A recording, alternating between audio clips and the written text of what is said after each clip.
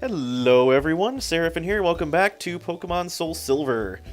When I last left you guys, we just walked into the Pokemon Center for the first time and gotten healed up. We are currently in Cherry Grove City. Our objective, I believe, is to go visit someone named Mr. Pokemon. And he is up this way on Route 30. And what in the heck is this? Oh, it's that old man again. Apparently he forgot something. He's about to give us more free stuff. The Guide Gent. That is his official name, is the Guide Gent. He gives us a map card for the Pokegear. So now we can look at a map of the world. It's called the town map in other games. I don't know why it's more than just one town, but at any rate, why don't we take a look at that real quick. In the Pokegear, we now have a map. So you'll see that we started over here in New Bark Town. We took Route 29 over to Cherry Grove. Our next goal is to be up here in Route 30. We're going to go about as far as here, toward the north end of the route, and then we're going to have to turn around. So you'll see there's a reasonably decent-sized area of the world here. There's a little bit more over here. This whole area right here did not exist in the original Gold and Silver. This was an addition to the remakes. But we'll talk about that when we get there. That being said, we've got a long, winding path to go here. The next major city is Violet City. There's Azalea Town down here, I believe, is what it is. Yep, and then there's Goldenrod is the really big city in the map. Ecruteak City up here, Olivine City, Cyan Wood City, Mahogany Town, Blackthorn. You see all these cities are named after trees or, you know, some sort of flora, that kind of stuff. In the original Red and Blue, they were named after colors. So, like, you had Pewter and Cerulean and Vermilion and Viridian and that kind of fuchsia, that kind of deal. Generally speaking, I want to say it was a trend up until Gen 3 was having similar, or having some kind of naming theme to the towns. They kind of stopped doing that. I don't know why. It was a neat little twist they did. I guess they kind of started changing the theme of the world altogether and building around that. So, like, for example, in Generation 6, with X and Y, it was very heavily influenced by France. By Paris in particular. I mean, there's one city with a giant Eiffel Tower in the center. All the cities are like French-sounding names, and the people are wearing, I guess, what you would consider stereotypical French outfits, that kind of deal. And they have baguettes and croissants and, you know, that kind of story. That's not offensive, by the way. I'm French, so it's okay. Anyway, I guess, so they started doing something like that. And then obviously with Generation 7, it's very heavily influenced by Hawaii. There's 4 big islands, and everybody says Aloha, or Alola, I guess is what it's called.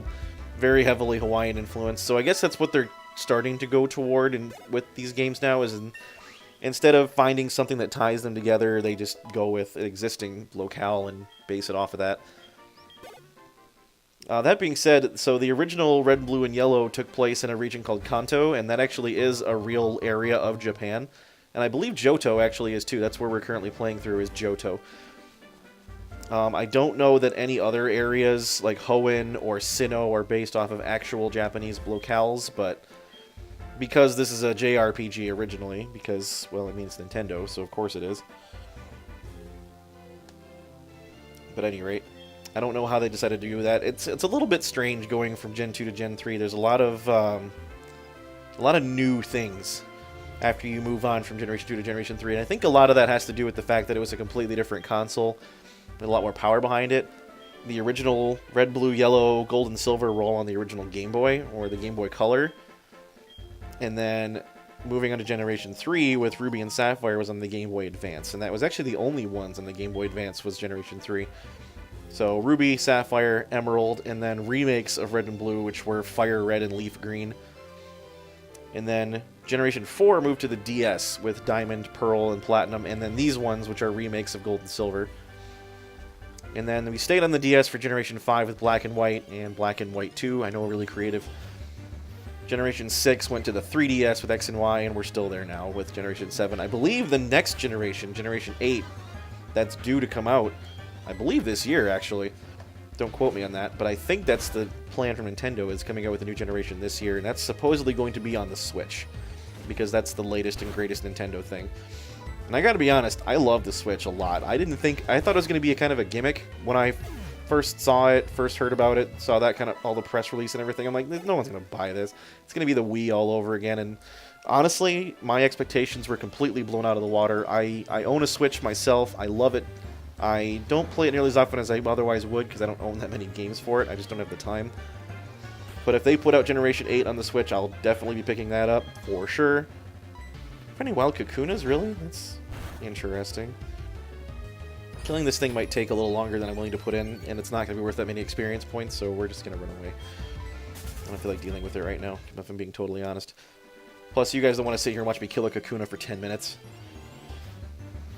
At any rate, so I'm going to talk about some more about the mechanics rather than, you know, just the origins of the game and all the history and everything. So, Chikorita here is the only Pokemon we have right now. In every Pokemon game, you have what's called a starter Pokemon. That's the one that they give it to you for free right at the beginning of the game. And that, generally speaking, is going to be your... not going to say your strongest Pokemon, but your most valuable partner throughout the course of the game. At least until the post-game, when you can change it up for something else. In this game, the starters are... well, here's the thing. There's always 3 starters, and they're always... one of them is grass type, one of them is water type, and one of them is fire type. And it's kind of a rock, paper, scissors deal, because fire beats grass, grass beats water, water beats fire. So, you just pick which one you want, and then, generally speaking, in every Pokemon game, you also have a rival, who is like an NPC character that's, you know, going through the whole journey that you're going through in parallel. Not at the same time or in the same place, obviously, but they're doing the same thing you are. And they will have the Pokemon that is of the type that is good against yours. So it kind of challenges you to diversify your party, because you're going to have something that's going to beat you otherwise. Why, yes, I am in fact Seraph. That is who I am. And this must be Mr. Pokemon, because that's whose house we're in. Is he going to give us a refreshing beverage? Well, in fact, no, he is not. He's going to show us something else. A mystery egg. Where's this man's fridge? Does he not have food in this house? He's got 2 big servers in the back with cables along the floor. And a bookshelf and a couch. Also, there's no bed in here. Where does he sleep? On the couch? That's kind of boring. A friend of mine from Eckerteak gave it to me. So apparently Professor Elm is an expert on Pokemon evolution. I don't know that I believe that, but we'll find out. And yep, we're going back. So he's going to give us a quick... he can let us have a quick nap on the couch to get all of our health back. I don't know why us sleeping recovers the health of our Pokemon, but never mind. And this here is, of course, Professor Oak. He is the professor from the first games, the red, blue, and yellow games. He's just kind of out here visiting, I guess. Professor Oak is widely regarded to be like one of the most foremost experts on Pokemon, which is hilarious because even though he knows so much, every game will gift you with, in fact, we're about to see it right now, the latest version of the Pokédex. It's a high-tech encyclopedia. So, he's giving us the Pokédex. This is how you track Pokemon that you've seen in the wild or encountered in battle or have captured. And it gives you, like, data on them, like, you know, what they're like personality-wise or just, you know, what their traits are, where they can be found, their height and weight, what they sound like, that kind of deal. Problem is, you don't get any of that data until you've actually seen the Pokemon at least once. And then you don't get the full readout until you've captured them. So it's like, what are you giving me this encyclopedia for? You've been researching your entire life and your life's work is empty? And you need me to fill it for you? Like, wait a minute. It was always one of those strange plot holes in Pokemon, and it still continues to this day, but that's a lot of the driving force for a lot of players, is filling up the Pokedex. It's certainly the case in my experience. I am, by nature, an obsessive personality, and I like to collect things. So my goal with these games is always to fill up the Pokedex. I'm apparently getting a phone call from Professor Elm. It's a disaster. Okay, well, something bad happened, and he wants us to get back right meow. So let's get on that, I guess. Did you notice that there's bars for the cell phone? Whoops. Hold on a second. I don't think I ever noticed that before. Yeah, the cell phone has bars. That's pretty funny. Like, we're going to have bad reception in certain places. I actually think you do have bad reception, like in caves or something. Like, you can't actually get phone calls when you're in a cave or whatever because you have no cell service, which is pretty funny. We still can't capture anything. This is a Weedle. Weedles are actually a little... I guess they're not terribly dangerous, but they're a little bit more of a threat to Chikorita than other things because it is poison type. And it knows poison type moves, and poison is good against grass. And here we're about to get hit by one. It is super effective. It does double damage as a result. So I'll talk a little bit more about the battle mechanics here. We've got one Pokemon. Chikorita is a grass type. And grass is weak to all the things that you might imagine grass is weak to. Grass is weak to fire. Grass is weak to bugs because I guess bugs eat grass. Grass is weak to flying type because birds, for some reason. I don't know. Grass is weak to ice because it freezes and dies. And I think that's it. I think it's got 5 weaknesses, right? Oh, poison. Bugs also weak to poison. Duh, I really like to explain that. I don't understand that one necessarily, but that's alright. That being said, so it sounds like grass has, a lot in the way of weaknesses, and that's true, it does. However, it resists other things. It resists electricity, which is very helpful. It resists ground, which, as I mentioned previously, is a very major competitive typing that you run into quite a bit. Grass is also very, very good against water. It's one of the few things that can adequately check water types. I think grass also resists water. It's also very good against rock types and ground types. So if you're running against tough, defensive, earthy type Pokemon, grass is one of your best bets. Water works pretty well too. I just happen to like grass quite a bit. There's a lot of grass Pokemon too, by the way, in the whole series. There's over 800 something Pokemon now that exist, and I think the vast majority, not the vast majority, but the greatest percentage of types breakdown is definitely water. There's a lot of water Pokemon. After that, I think it's normal type, which is just like plain type. And then after that is probably grass. So there's a lot of grass types, there's a lot of water types, there's a lot of normal types. And those are the 3 that you see a lot early on in the game. A lot of flying, too. Flying is more of a sub-type, actually, because there's only one Pokemon that is a singularly flying type. Everything else is something else and flying. At any rate, so we're going to head back to Professor Elm, but we get stopped by that creep who was looking in the window earlier. Well, who the heck is he? Oh, you're gonna be like that, huh? Too good for a wimp like me. He also has a good Pokemon. Well, why don't you show me exactly what you mean? Versus random red-headed jerkwad kid. You were challenged by Passerby Boy. That's his official name from now on. He has a Cyndaquil. Cyndaquil is a fire type. Fire is bad for grass types. That being said, we're a little bit higher level than him, so I think we're going to be in the clear. I also don't think this Cyndaquil at level 5 knows any fire-type moves just yet. I think it needs to be at least level 6 before it learns something like Ember. So we're not going to have to worry about type advantage being an issue. I'm not going to be using Razor Leaf against it because it's not going to hardly do anything. There's not a lot of point, so... Apparently I keep missing with Tackle. Did he smokescreen me or something? So the way the battling works in this is you just kind of go back and forth. Both Pokemon will act once during a round of battle. You designate which move you'd like to use before the round starts. Your opponent does the same thing. And whoever gets to go first in the round of battle is determined by the Pokemon's speed stat, as you might imagine. So the faster one goes first. In this case, Cyndaquil is definitely faster than Chikorita. I believe Cyndaquil is faster than Chikorita by default.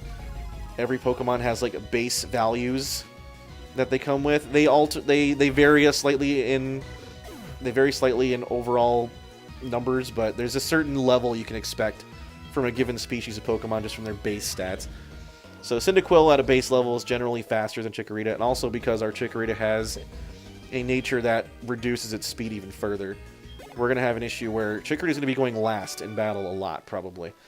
But thankfully, Chikorita is a tanky Pokemon, believe it or not.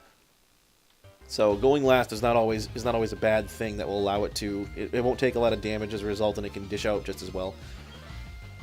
Do you want to know who I am? Well, not really. I don't really care. I'm going to be the world's greatest Pokemon trainer. Yeah, I've heard that before. And off he goes. Wait, not quite yet. Oh, apparently we took his trainer card and saw his name, but we still don't know what it is. At any rate. So the whole back and forth deal, you'll notice that when I was picking a move to use in battle, I had 4 choices, but some of them weren't available yet. Overall, each individual Pokemon can only know 4 moves at once. Moves, by the way, is a catch-all term for, certain abilities you can use in battle. So they can either be direct attack abilities, like Tackle.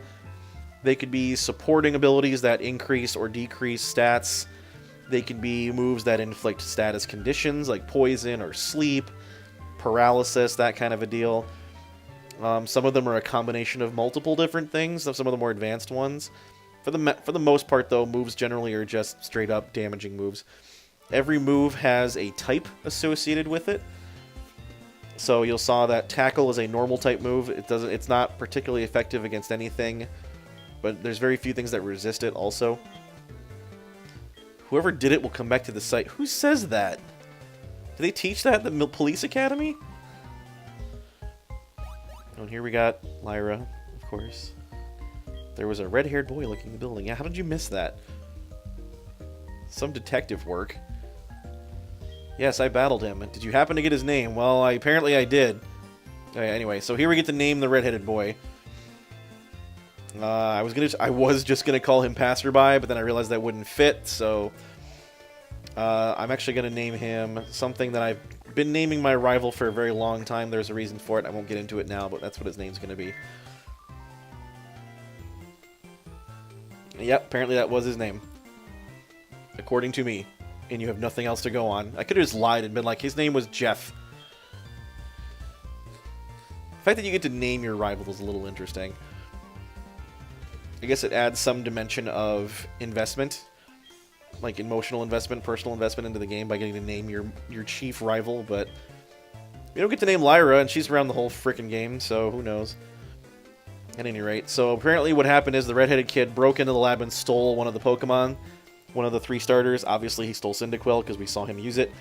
That means there is a perfectly good Totodile sitting up there on that machine, and no one gets to have it, which is very sad because I love Totodile. Anyway, he wants to know what we saw. We got an egg, and we give it to Professor, and he's like, what? It's just an egg. I wonder what sort of secrets it holds. Probably an omelet? I think if you opened it and put it on a skillet, it'd be delicious, but I guess we're not doing that. Apparently Professor Oak is good at seeing potential in trainers. I knew you were a little different. Whoa, hold on there. Slow your roll, pal. Take the Pokemon Gym Challenge. That's another thing that is very a staple of the series, well, at least up until recently. So what the challenge means is, in most of those cities we saw on that map, there is a Pokemon gym. And in a Pokemon gym, there are, generally speaking, very powerful trainers that all specialize in a given type. And they are led by a gym leader. And the gym leader is I'm not going to say the authority on that type, but they're the strongest trainer of that type, generally speaking. The problem is, though, too, is the gyms kind of scale with your progression. So the first gym you encounter is relatively low level. They just kind of go up in level from there. So it's meant to be a decent challenge at that point in the game when you arrive in that city. So, for example, the first gym that we're going to encounter will be in Violet City when we finally get there, and that is a flying type gym. The gym leader there has, I believe, a Pidgeotto. And here is Lyra, who's about to show us how to catch Pokemon, as if I needed to be taught. But apparently she's just jumping around like a doofus in the grass, but was I too fast? Alright, whatever. So this is the obligatory, this is how you catch a Pokemon tutorial. They do this in every single game. And I can't skip any of this. I am forced to watch this unfold at a snail's pace. Can't speed it up, can't skip it, so here we are. Something she's doing, you'll notice that rather than catching it, she's attacking it first. And the reason for that is, in order to have a better chance at capturing Pokemon, you want to weaken them first. So the lower on health they are, the easier they are to catch. And I believe that scales on a curve, and I believe there's diminishing returns on said curve, but generally speaking, you want to try to catch something once it's below half health, if you can help it. And the closer to 1 HP you get them, the easier it'll be. There's also different flavors of Pokeball. There's not just the generic one-size-fits-all Pokeball. That's always been the case. Regular Pokeballs have a pretty not super great chance at catching things. There's the Great Ball, which has, I think it's like 50% more effective than a regular Pokeball. And then finally there's an Ultra Ball, which is twice as effective. And then there's different kind of specialty balls. Like there's one that's made to catch water and bug types. It's called a net ball. There's one that's designed to capture really heavy Pokemon called the heavy ball. Imagine that. There's like 20 or 30 different kinds of Pokeballs all told. We're probably only going to be dealing primarily with the 3 principal ones, so Pokeball, Ultra Ball, Great Ball. Those are the ones you can buy from stores in perpetuity. Like all the other specialty ones, you generally have to do something to earn them, or they're kind of rare and difficult to obtain. So, at any rate, we'll talk more about Pokemon capturing mechanics in the next episode. So until that time, thank you very much for watching. I really do appreciate it. And there's a lot to get into still. I've barely scratched the surface, not just with the gameplay, but with talking more about the series. I've got a lot to say, as I've said. So apologies if my talking is boring you, or you've already heard all this, or you understand. Again, I'm trying to come at this from a perspective of someone who's not played Pokemon very much. So at any rate, hopefully at least I can be entertaining. We'll pick up with that next time. So until then, thank you very much for watching. I really do appreciate it. This has been Seraphin. Stay classy, internets.